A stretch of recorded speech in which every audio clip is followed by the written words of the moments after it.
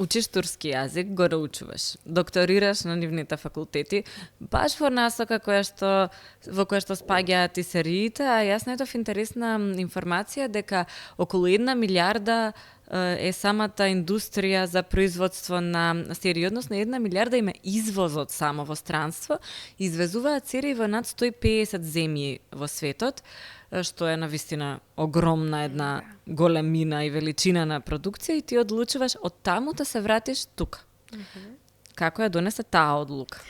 Многу често ме прашуваат зошто се врати и јас ке речам ја не се вратив, јас продолжив.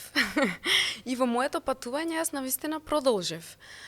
Географски можеби сум се вратила, но навистина го доживувам тоа како едно продолжување многу чекори напред, од аспект на тоа дека сето она што го замислив, па дури и повеќе од тоа, бидејќи јас стварно навистина замислив само дека ќе заминам да завршам мастер и ќе се вратам. Јас останав 7 години во Истанбул. Ги направив, бев дел од тие сите проекти кои што ги споменат, турски серии, кратки филмови, театарски представи и само што докторирав, значи како што ја одбранив докторската и ја пуштив за објавување на сајтот на универзитетот, се отвори конкурс за вработување во турски театар во Скопје. И така си дојде тука, и во театар. Некако ми се виде тоа како интересен знак, а и плюс во тој период интензивно ја читав Галево од Джонатан Ливингстон, каде што има една многу убава мисла, која што некако ми беше многу символично и како знак си ја доживеав. Таму вели ќе се вратиш, нели? Ќе се вратиш на твоето јато и ќе ги научиш и тие да летаат, нели?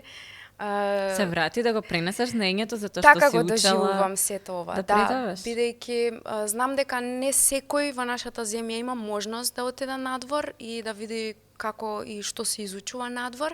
Јас како некоја што била надвор и се соочила, сум стекнала некакви знаења, искуство таму, навистина чувствувам некоја голема потреба сето тоа да го предадам, да го разменам, значи да не остане само кај мене. И така да во тој момент како што се отвори конкурсот за вработување во турски театар, ми беше понудено и да бидам демонстратор на факултетот за драмски уметности. И знам дека студентите те сакаат многу.